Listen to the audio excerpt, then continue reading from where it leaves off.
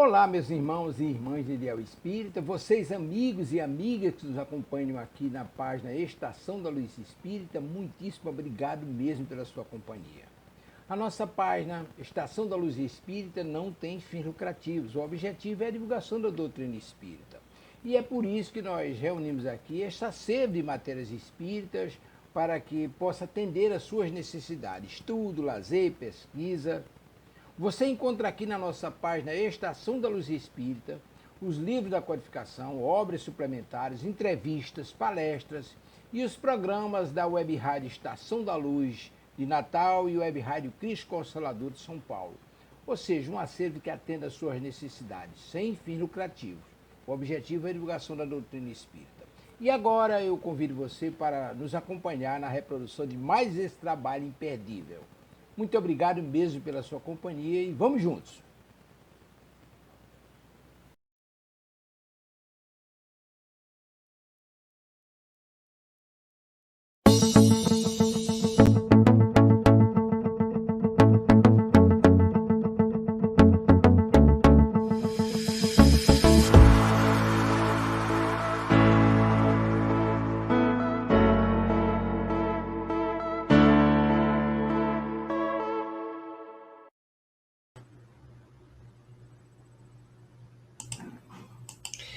Olá, iniciamos mais o Evangelho em Espírito e Verdade, o programa que vai ao ar toda quinta-feira às 5 da tarde, através da Web Rádio Cristo Consolador.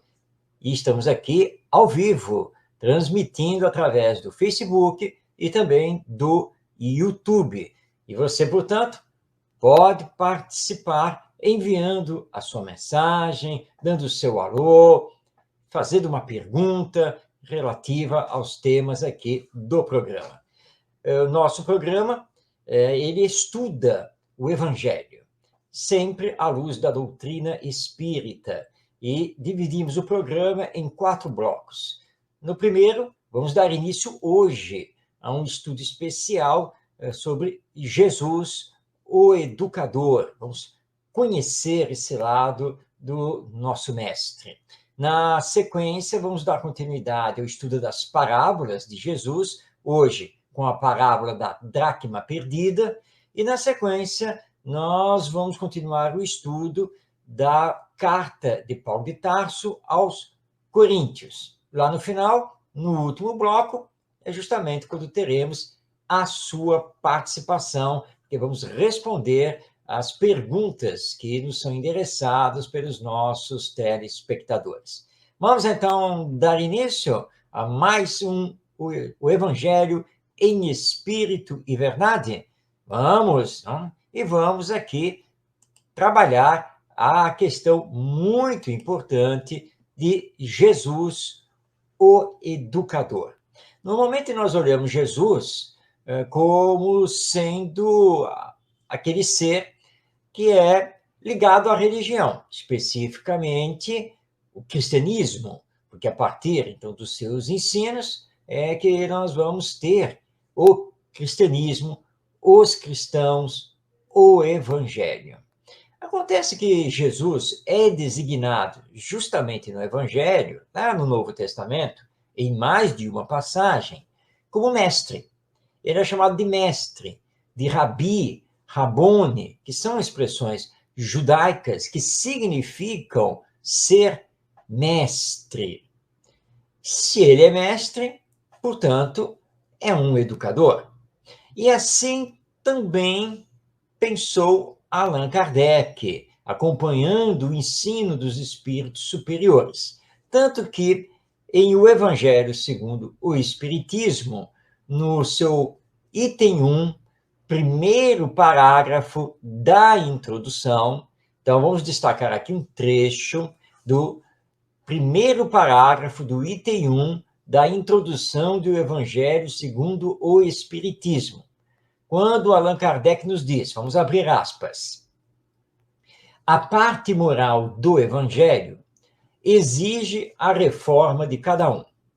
Para os homens, em particular, é uma regra de conduta que abrange todas as circunstâncias da vida privada e pública. O princípio de todas as relações sociais fundadas na mais rigorosa justiça. É, por fim, e acima de tudo, o caminho infalível da felicidade a conquistar, uma ponta do véu erguida sobre a vida futura. Fechando aspas. Essas são, então, as palavras de Allan Kardec, que vem, então, nos lembrar que os ensinos morais de Jesus são uma regra de conduta. Então, esses ensinos morais exigem de nós, os seres humanos, a reforma íntima, a transformação do caráter para o bem, tanto na nossa vida privada quanto na nossa vida pública. Isso por quê? Porque essa regra de conduta, através dos ensinos morais de Jesus, ela deve estar em todas as nossas relações sociais. E quando colocarmos isso em prática, são palavras de Allan Kardec, nós vamos encontrar a felicidade, que tanto sonhamos. Mas lembrando que para o Espiritismo, a verdadeira felicidade, além de estar no bem e no amor ao próximo, ela também está na vida futura, na continuidade da nossa vida após a morte, porque é uma construção paulatina que vamos realizando. Bem, se os ensinos morais de Jesus estabelecem uma regra de conduta, podemos então dizer que, a partir do Evangelho, nós temos uma pedagogia do comportamento, que ele define tanto nos seus ensinos, como também nos seus exemplos. Daí porque ele é mestre. Não apenas ensinava, mas exemplificava com a sua própria conduta. Por isso, então, que a base cristã do Espiritismo está assentada sobre a parte moral do Evangelho, não outras partes, ou seja, não está assentada sobre os chamados milagres de Jesus, predições, curas, nada dessas coisas. Para nós espíritas, o mais importante são os seus ensinos morais. É isso que nos importa quando estudamos o Evangelho. Isso não quer dizer que ser espírita significa se transformar numa pessoa santificada, perfeita, totalmente moralizada e espiritualizada. Não, não é isso que acontece, porque todos nós aqui na Terra somos espíritos imperfeitos. Portanto, não estamos isentos de falhas morais. Estamos no processo de evolução. Mas ser espírita, ter o contato com o espiritismo, é ter um novo caminho pela frente, o caminho da nossa espiritualidade. Lembremos, então, para deixar bem claro, que todos somos espíritos criados por Deus e destinados por Deus para um dia alcançarmos a perfeição, tanto intelectual quanto moral. Para isso, nós temos que ter diversas existências ou diversas encarnações, seja aqui na Terra, que é o mundo ainda muito material, seja em outros mundos, porque acreditamos na pluralidade dos mundos habitados por este universo. Em cada mundo, nós temos mais de uma existência. Então, aqui na Terra, neste momento, nós estamos numa encarnação, ou podemos, então, dizer que estamos reencarnados, novamente vivos aqui na Terra, num novo corpo, numa nova situação social, num novo tempo. E, claro, cada um de nós está num determinado grau de progresso nessa senda evolutiva, porque o progresso, ele é individual. Cada um faz o seu progresso, cada um faz a sua caminhada. E aí entendemos que todos devemos fazer todos os esforços para nos educarmos, para domarmos as nossas más inclinações morais e desenvolvermos as boas inclinações morais, que fazemos isso através da prática da caridade, do amor ao próximo, do desenvolvimento das virtudes. E aí, então, o Espiritismo nos mostra que Jesus, como mestre, é também o nosso guia e modelo. É a ele que devemos seguir, seus exemplos e seus ensinos, à luz da imortalidade da alma, para darmos continuidade a esse processo, que é um processo de educação de nós mesmos. Então, é isso que nós temos que fazer, e é isso que a pedagogia crística nos convida.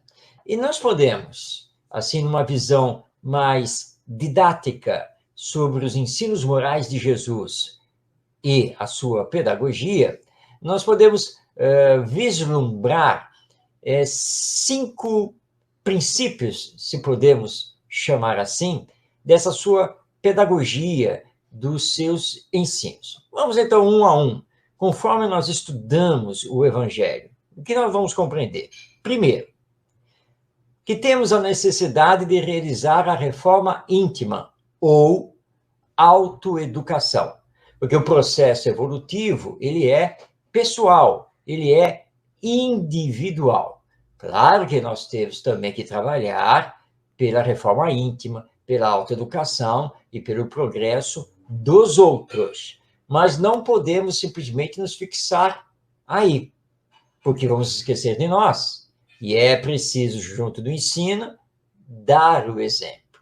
Então, a reforma íntima ou a autoeducação é base da pedagogia de Jesus. Segundo, os seus ensinos estabelecem regras de conduta moral para nós, não é simplesmente para os outros, porque nós temos, infelizmente, essa mania de querer aplicar o Evangelho aos outros, exigindo que os outros se melhorem, que os outros se transformem, que os outros sejam verdadeiros cristãos. Quando essas regras de conduta moral têm que ser aplicadas primeiramente aqui conosco. Eu, comigo mesmo, trabalhando os ensinos morais do Mestre Jesus. Terceiro, a partir, então, do Evangelho, nós compreendemos que precisamos estabelecer aqui no mundo terreno rigorosa justiça nas relações sociais, porque somos todos iguais, temos os mesmos direitos, todos somos filhos de Deus, todos somos irmãos. E Jesus demonstrou isso o tempo todo, porque ele atendia a toda e qualquer pessoa, independente de quem fosse e do que tivesse feito ou estivesse fazendo. Então, os ensinos morais de Jesus vão nos levar paulatinamente a equilibrarmos a justiça nas relações sociais. Direitos são iguais. Quarto, os ensinos morais de Jesus representam o caminho para a felicidade, porque vamos colocar em prática a chamada regra de ouro da educação. Aprender a fazer ao outro somente o que eu desejo que o outro me faça.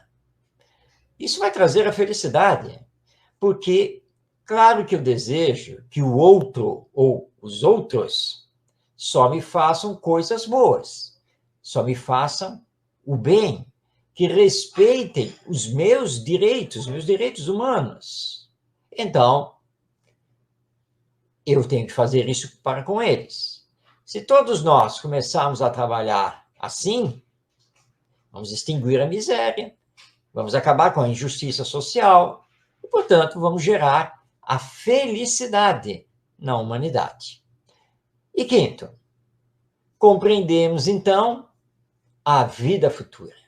Porque o próprio Mestre Jesus nos disse da necessidade de nascer de novo, que é o significado de reencarnar, ou seja, da alma ou espírito voltar aqui à Terra num novo corpo biológico, um novo corpo de carne. E que aquilo que nós não conseguimos conquistar nesta existência, poderemos conquistar no futuro, no mundo espiritual ou numa próxima encarnação, aqui mesmo na Terra, ou quem sabe em outro mundo, até mesmo superior.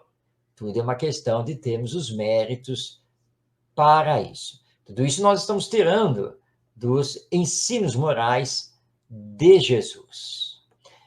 E Jesus foi além, porque ele firmou os seus ensinos morais no código imutável da lei divina.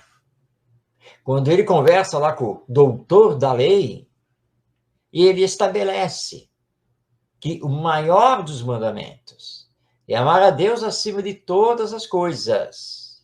E o segundo maior mandamento é amar ao próximo como a si mesmo.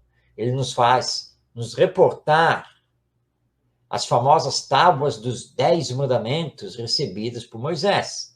E ao primeiro mandamento, que é justamente esse.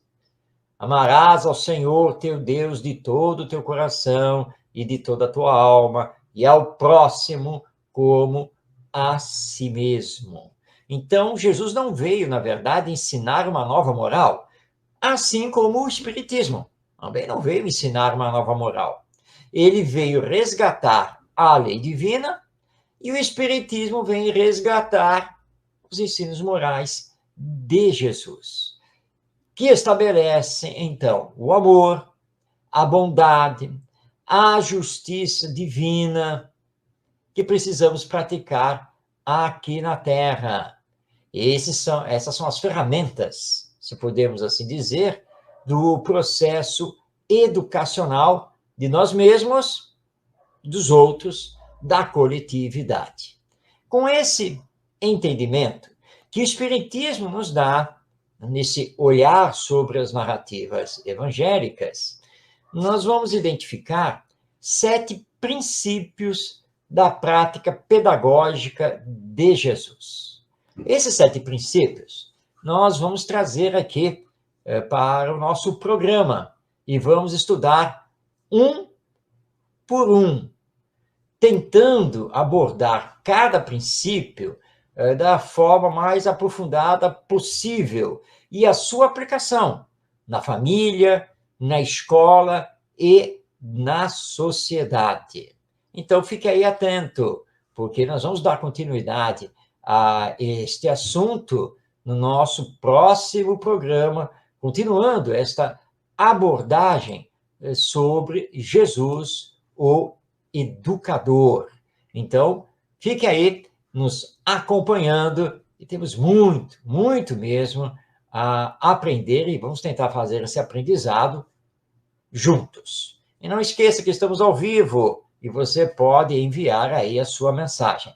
Mas, se você estiver nos assistindo em outro dia e horário, porque o vídeo aqui do programa, a gravação, fica disponível no canal da Web Rádio Cristo Consolador no YouTube, você também pode enviar sua mensagem, nós estaremos atentos a ela para trazer, então, em próximo programa. Porque agora está na hora, então, de irmos para o estudo das parábolas do nosso Mestre Jesus. Nós estamos aqui estudando todas as parábolas que encontramos nos evangelistas, ou seja, nos evangelhos de Mateus, Marcos, Lucas e João. Hoje, nós temos a parábola da dracma perdida. Antes de fazermos a leitura da parábola, vamos esclarecer que dracma é uma moeda que era muito utilizada no intercâmbio comercial já desde a antiga Grécia, mas que ainda circulava no Império Romano, principalmente na Ásia. E aí Jesus vai utilizar a moeda intitulada dracma para dar um exemplo aqui dentro da sua parábola. Nós estamos recebendo aqui da Fátima Marques um boa tarde. Boa tarde a você também, Fátima. Obrigado por você estar aqui nos acompanhando no programa. Vamos então à parábola da dracma perdida. E lembrando, dracma é uma moeda. Essa parábola está no capítulo 15 do Evangelho segundo Lucas, ocupando os versículos 8 a 10. É a seguinte: qual é a mulher que, tendo 10 dracmas e perdendo uma, não acende a candeia, não varre a casa e não a procura diligentemente até achá-la? Quando a tiver achado, reúne as suas amigas e vizinhas, dizendo: regozijai-vos comigo, porque achei a dracma que tinha perdido. Assim, digo-vos, há júbilo na presença dos anjos de Deus por um pecador que se arrepende. Então, aqui está a parábola da dracma perdida para o nosso entendimento. Como sempre, Jesus utiliza uma cena do dia a dia, uma cena muito conhecida para dar um exemplo, fazer uma analogia com a lei divina. Então, o que eles estão dizendo aqui? Se você tem um dinheiro, e no caso aqui, ele colocou como 10 dracmas ou 10 moedas, e você está contando com essas moedas para pagar uma conta, fazer uma compra, enfim. E aí você está lá contando as moedas, e quando você está fazendo essa contagem, você deixa que uma escape de você, da sua mão, ela bate na mesa, ela rola e vai lá para o chão. E normalmente nós fazemos? Vamos atrás da moeda, porque precisamos dela para completar a quantia que necessitamos para fazer face aos nossos compromissos. Mas você não conseguiu ver para onde a moeda rolou. Ela pode estar debaixo da mesa, pode estar debaixo do sofá, de um móvel qualquer, numa frestinha que esteja lá no assoalho, no chão, enfim. Você dá aquela primeira olhada e não vê para onde a moeda foi. O que você vai fazer? Você vai levantar e vai começar a procurar até achar a moeda, porque você precisa dela. Pois somando-a às demais, é que você tem o dinheiro para poder fazer aí os seus pagamentos, tocar a sua vida para frente. Quando achamos a moeda, ficamos muito felizes, não é verdade? E é o que ele coloca aqui nesta parábola. A mulher achou a moeda, e ao achar a moeda, ela, inclusive, vai até as vizinhas, né, e sai com muita alegria dizendo: achei a minha moeda que eu tinha perdido, porque ela é muito importante. Jesus diz, então, que na justiça divina acontece exatamente a mesma coisa. Mas agora vamos tirar as dracmas perdidas e vamos, então, colocar os espíritos. Nós, os filhos de Deus, que somos destinados à perfeição, adquirimos o livre-arbítrio e temos, então, a partir de então, que fazer a nossa própria jornada evolutiva, realizando as nossas escolhas e, claro, nos responsabilizando por elas, com todas as suas consequências. No uso do livre-arbítrio, muitos de nós nos perdemos, porque não escolhemos o bem. E quando deixamos de escolher o bem, permitimos que o mal tome conta. E aí nos deixamos levar pelo egoísmo, pelo orgulho, pela hipocrisia, pela vaidade, nos deixamos levar pelo poder material, nos deixamos levar pelo status social, a riqueza financeira, e nos perdemos totalmente. Acabamos sendo corruptos, desrespeitamos os direitos dos outros. Perante a lei divina, nós ficamos um tanto quanto estacionados nessa jornada evolutiva e cheio de dívidas morais, que teremos que resgatar através de expiações e provas. Chega um momento, por causa da dor, que vamos começar a ter o remorso do que fizemos, e com o remorso nós vamos entrar para o arrependimento. Quando entramos para o arrependimento e rogamos a Deus o perdão e a oportunidade de reparar os nossos débitos, isso equivale à dracma que estava perdida e foi encontrada. Então, o Espírito, o Filho de Deus, estava perdido e se encontrou. Portanto, existe festa no mundo espiritual. Por isso que Jesus coloca aqui, né, quando ele diz assim digo-vos, há júbilo na presença dos anjos de Deus por um pecador que se arrepende. Os anjos de Deus são os bons espíritos. O nosso anjo da guarda, que é um espírito superior, eles se rejubilam, porque nós nos reencontramos, nós nos achamos e começamos então a trilhar agora o caminho do bem. É festa no mundo espiritual, porque Deus não deixa nenhuma das suas ovelhas, ou seja, não deixa nenhum dos seus filhos desgarrados. Tudo sempre será feito para que nós encontremos o bom caminho. Quando encontramos, é a alegria. Do mesmo jeito que na parábola, Jesus simbolizou isso com a mulher que fica muito feliz, muito alegre ao encontrar a moeda que tinha perdido, como nós também ficamos. Ainda mais quando você tem o dinheiro contadinho e não pode desperdiçar nada. Então, quando você encontra a moeda ou a nota, né, que caiu ali, é um alívio, não é mesmo? E é também uma alegria.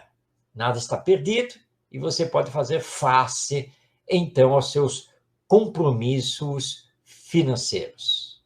No mundo espiritual, existe uma imensa alegria, um imenso júbilo, quando deixamos o caminho do egoísmo e do orgulho e vamos para o caminho da caridade e da humildade.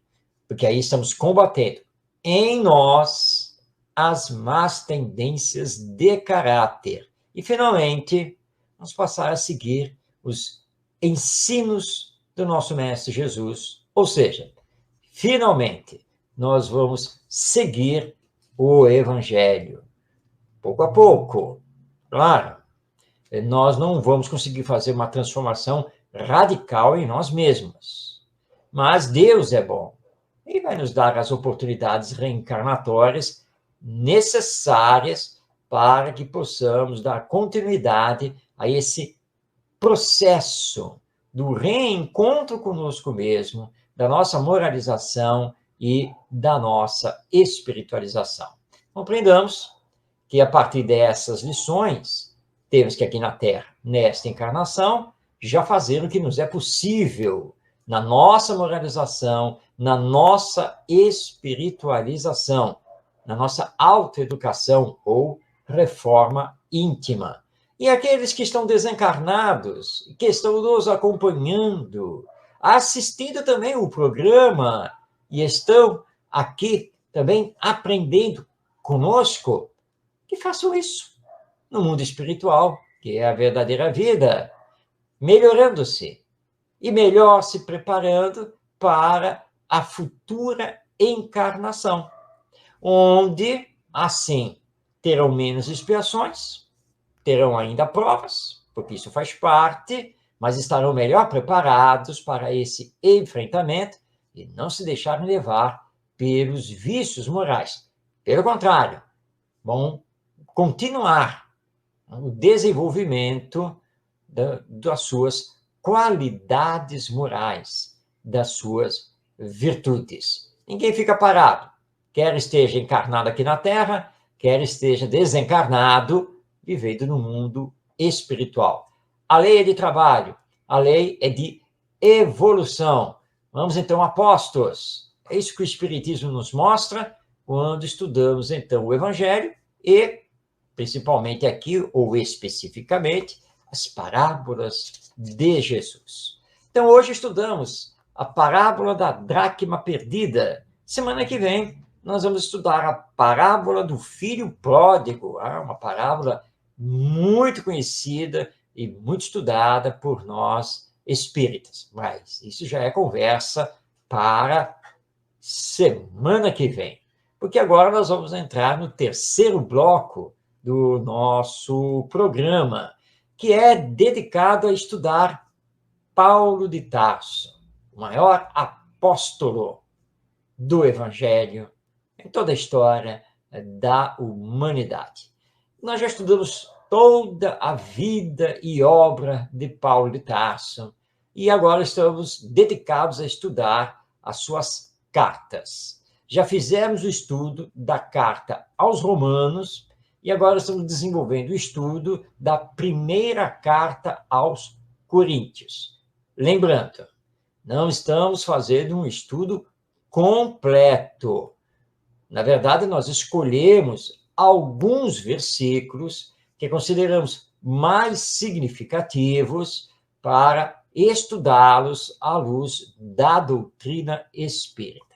Enquanto nós vamos aqui, então, abrir o Novo Testamento, abrir a primeira carta de Paulo aos Coríntios, você aí aproveita para enviar a sua mensagem, como a Fátima Marques já fez, enviou aí a sua mensagem. Vamos então aqui às cartas de Paulo de Tarso. Temos aqui então a primeira carta aos Coríntios. Hoje nós vamos destacar o versículo 5 do capítulo 4. Então, primeira carta aos Coríntios, capítulo 4, versículo 5. Nos diz Paulo de Tarso: não julgueis prematuramente, antes que venha o Senhor. Ele porá às claras o que está oculto nas trevas e manifestará os desígnios dos corações. Então, cada um receberá de Deus o louvor que lhe for devido. Então, essas são as palavras de Paulo de Tarso que vamos passar a estudar e compreender com o Espiritismo.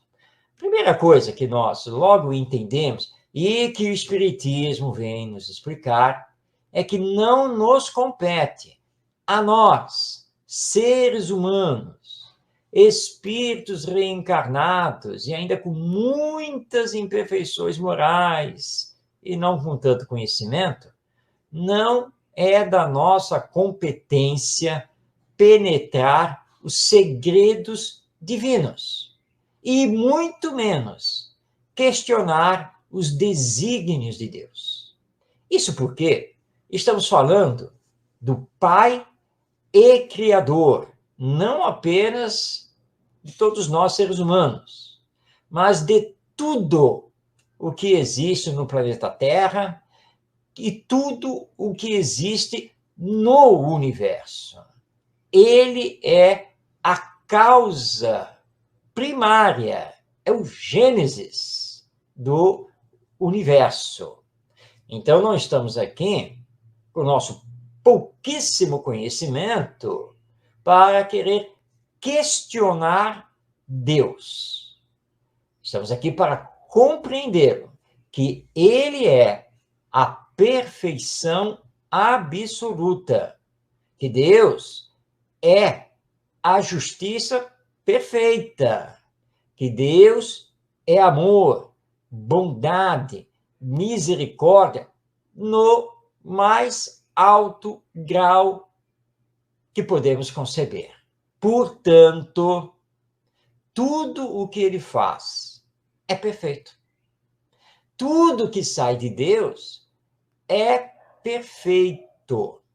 Assim, com esse entendimento que o Espiritismo nos traz, nós começamos a entender o que Paulo de Tarso quis dizer aos coríntios. Ou seja, diante das calamidades, das dores, dos sofrimentos, da própria injustiça humana, compreendemos que nada, absolutamente nada, acontece por acaso e sem a permissão de Deus. E que tudo o que nos acontece, tudo o que acontece na vida, tem a sua utilidade para o nosso progresso. De imediato, nós podemos não entender isso, porque não conseguimos vislumbrar as causas. Estamos aqui envolvidos nos efeitos. Mas é assim que acontece. Eu posso não saber por quê, mas compreendo que não é o acaso e que esse porquê, se eu não tiver resposta olhando para a minha existência atual, eu tenho certeza que esse porquê está numa outra existência que já tive. Lembremos que nós espíritas acreditamos não apenas na alma imortal, mas na reencarnação, e que as diversas existências ou encarnações são solidárias entre si. Ou seja, qual é o convite que nós temos aqui e agora na nossa frente? Precisamos alargar os nossos horizontes e olhar para o futuro. Temos que sair deste imediato presente. Precisamos levar em consideração sempre a nossa realidade espiritual. Não podemos falar que somos almas imortais, que somos espíritos reencarnados, apenas e tão somente como um saber. Isso tem que mexer conosco. E precisa modificar não apenas a nossa visão sobre a vida, mas o nosso próprio viver. Portanto, o Espiritismo concorda com Paulo de Tarso, aqui nas suas palavras aos Coríntios. Não temos que julgar. Não temos que julgar prematuramente. Somente o Senhor, ou seja, somente Deus sabe o que está oculto, porque nós não sabemos. E como não somos abandonados pela misericórdia divina, Deus providenciou que um espírito, o mais perfeito, que já esteve aqui na Terra, nos governasse. De quem estamos falando? Jesus, governador espiritual do planeta Terra, da humanidade terrena. E ele não nos abandona, nunca. Ele está à frente de nossos destinos, sempre de acordo com a lei divina, e no devido tempo, ele fará com que sua presença ativa se anuncie aos corações, que com fé o procuram. Calma, isso não quer dizer que Jesus terá uma nova encarnação aqui na Terra. Ele já teve, para cumprir a sua missão de nos trazer a lei de amor e aclarar a lei divina. Ele não precisa mais estar conosco em carne e osso, porque ele nos deixou o Evangelho. E para nos relembrar das suas lições, de tempos em tempos, ele está nos enviando espíritos missionários, alguns que encarnam e marcam a história humana, e outros que se apresentam através dos médiuns, os espíritos trazendo até nós as mensagens belíssimas e profundas que temos, por exemplo, através da mediunidade do Chico Xavier, da mediunidade do Divaldo Franco, da mediunidade da Ivone Pereira e outros médiuns que são mais conhecidos. Jesus veio trazer para nós a lei de amor, que está lá, grafada no Evangelho. Ele preparou as nossas mentes e os nossos corações para que possamos entender o Evangelho e ter como a luz que ilumina o nosso caminhar. E, através dos tempos, vai nos enviando os espíritos benfeitores que estão sob o seu comando, que utilizam, então, a lei da reencarnação e ou a mediunidade para fazer com que entendamos cada vez mais o funcionamento da lei divina. E vamos, então, nos adequando, vamos nos reformulando para cumprir essa lei. E tudo vai acontecer no seu devido tempo. E como o mundo ainda é de expiações e provas, e ainda estamos às voltas com as nossas imperfeições intelectuais e morais, sabemos então que a dor faz parte. É o mecanismo educacional que nos impulsiona para frente. Porque nem sempre utilizamos o livre-arbítrio para optar pelo amor. Quando não optamos pelo amor, vem a dor. Quando não optamos pelo bem, vem o mal. É sempre assim. E cada um de nós, receberá aqui na Terra, como no mundo espiritual, o que lhe for devido. Não é Jesus que nos disse que a cada um será dado segundo as suas obras? Isso vai ser de acordo com o bem e com o mal praticado. Portanto, precisamos de resignação, de fé e de coragem, prosseguindo a nossa jornada rumo à perfeição. E vamos trilhar o caminho do amor. Vamos desenvolver, sensibilizar os sentimentos. Vamos procurar sintonizar cada vez mais com a lei divina e nada de querer julgar o comportamento dos outros e muito menos querer julgar o que vem de Deus. Porque o que vem de Deus é justo e perfeito. Ele nos ama, assim como Jesus. Portanto, calma. Nós temos essa mania de querer julgar a Deus, julgar os outros. Façamos a nossa parte. Essa é a advertência que Paulo de Tarso dirigiu aos Coríntios, na sua primeira epístola, lá no versículo 5 do capítulo 4. Vamos, então, recordar as palavras de Paulo. Não julgueis prematuramente, antes que venha o Senhor. Ele porá às claras o que está oculto nas trevas e manifestará os desígnios dos corações.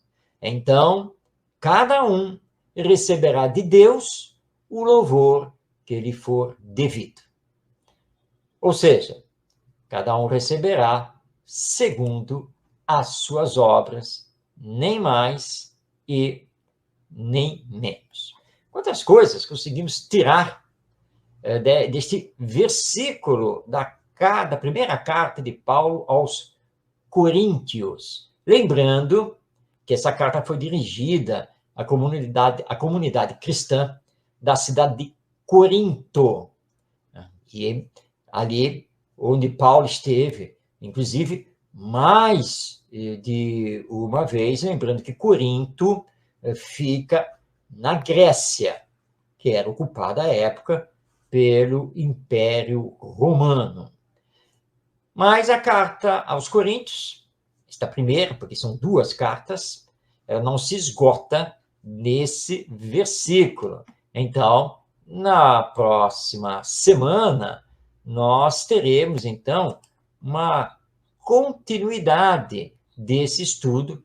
Ainda temos mais alguns versículos para destacar dessa primeira carta aos Coríntios. E depois nós vamos seguir, claro, nós vamos à segunda carta aos Coríntios e assim por diante, prosseguindo nesse estudo à luz do Espiritismo, relativo, então, ao conteúdo das cartas do nosso Paulo de Tarso. Fique então ligado, vá nos acompanhando, para que você possa, conosco, estudar, então, essas cartas maravilhosas, com grandes orientações de Paulo de Tarso acerca do Evangelho.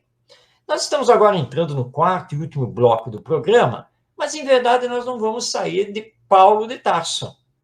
Isso porque recebemos uma pergunta de uma telespectadora justamente sobre ele.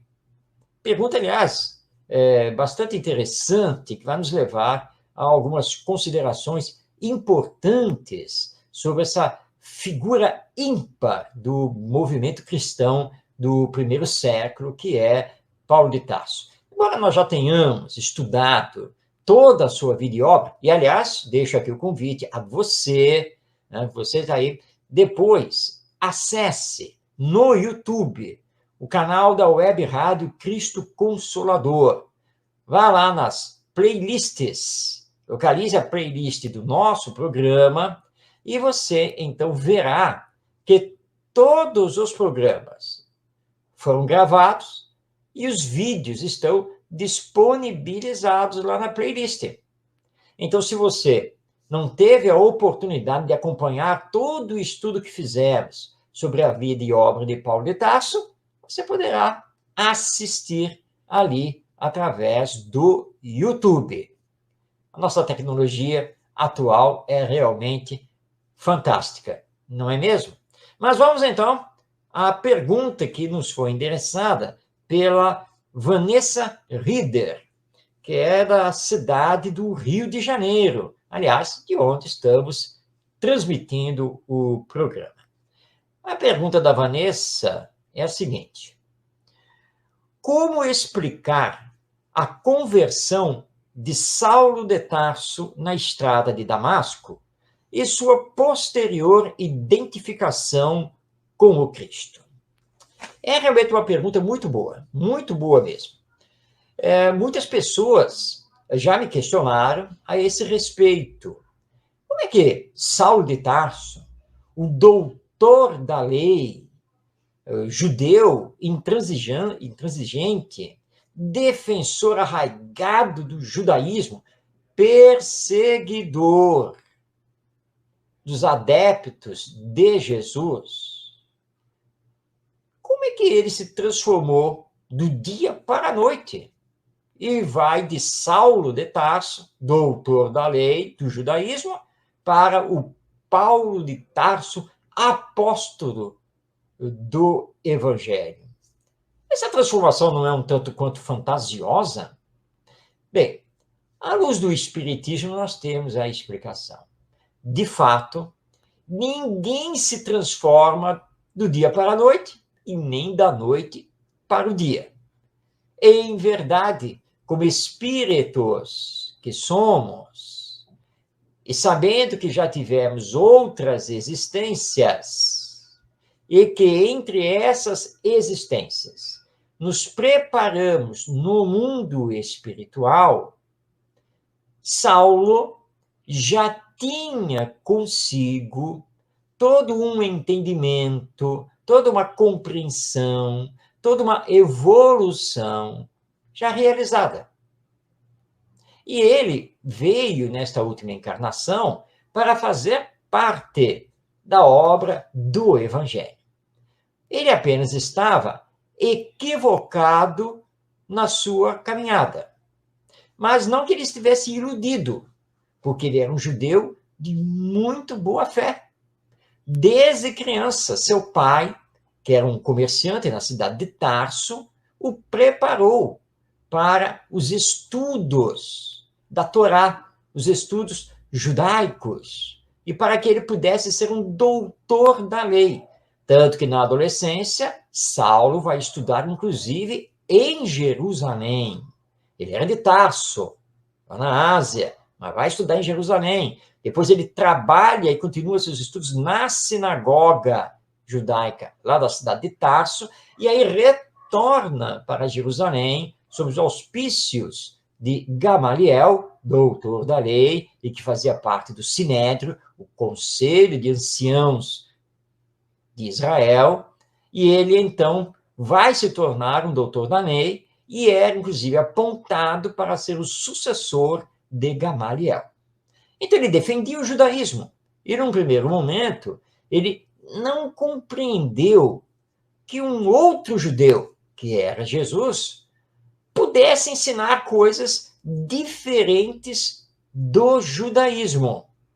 Quando acontece a visão de Jesus na estrada de Damasco, apenas houve o despertamento de Saulo para aquela verdade do evangelho que lá no fundo da sua alma ele já sabia, já estava com ele.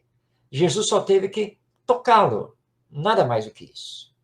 Acontece que essa transformação de Saulo em Paulo não se deu do dia para a noite. Ele teve o encontro com Jesus ali na estrada de Damasco. Mas, na sequência, ele vai fazer todo um trabalho de foro íntimo, pessoal, de transformação de si mesmo.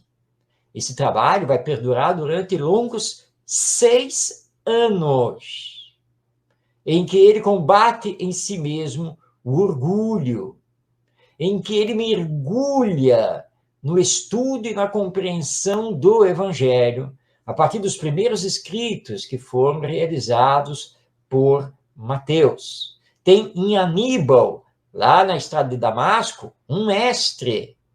E depois ele vai ter um encontro com Gamaliel, que já havia se retirado também do Sinédrio e do judaísmo e estava estudando o Evangelho de Jesus. E vai ter em Áquila e Prisca, casal que vai lhe acompanhar para o resto da vida como verdadeiros mentores, para que ele pudesse conhecer melhor ainda o Evangelho, até que finalmente, depois desses 6 anos, ele vai ter, então, o encontro com a sua missão apostolar lá na comunidade cristã da cidade de Antioquia, na Ásia. E é assim, então, que ele finalmente se entrega ao Evangelho e, no final lá da jornada, ele vai dizer, lá do fundo da sua alma, que já não era mais ele que vivia, mas era o Cristo que vivia nele.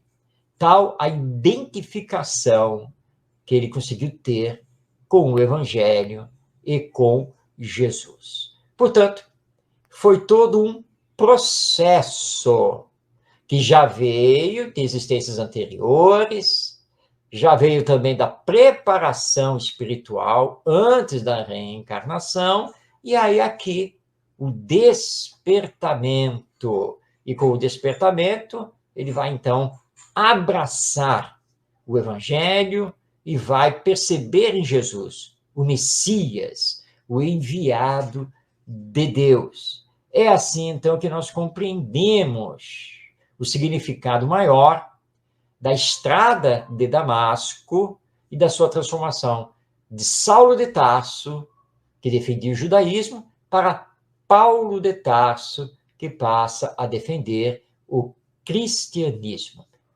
Todos nós podemos passar por uma estrada de Damasco e iniciar a nossa transformação.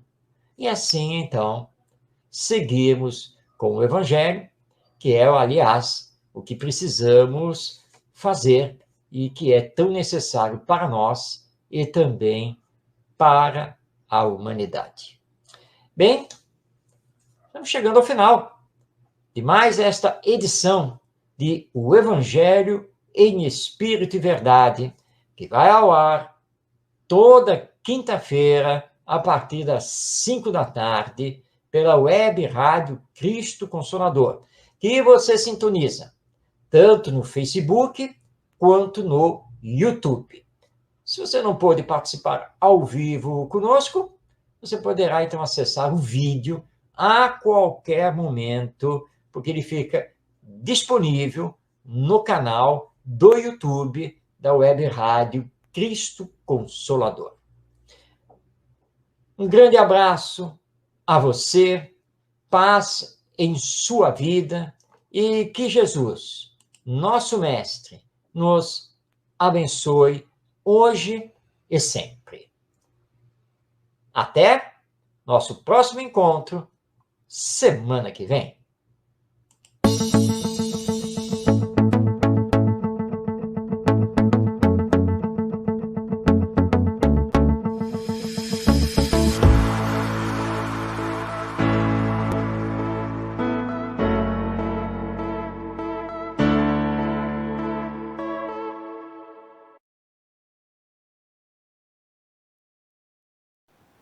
Chegamos ao final da nossa atividade. Muitíssimo obrigado mesmo pela sua companhia e espero você no próximo evento.